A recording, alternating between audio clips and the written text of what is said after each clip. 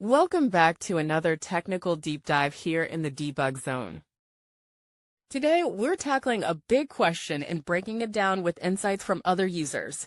Hopefully this clears up some misconceptions and helps you get the answer you need.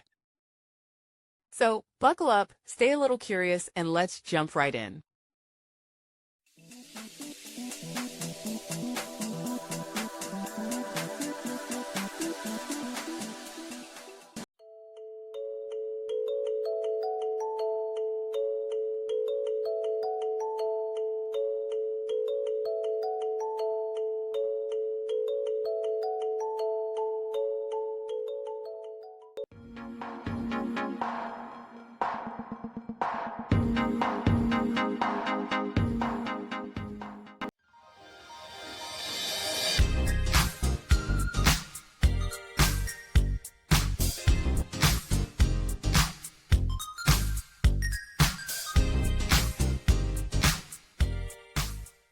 And that's a wrap.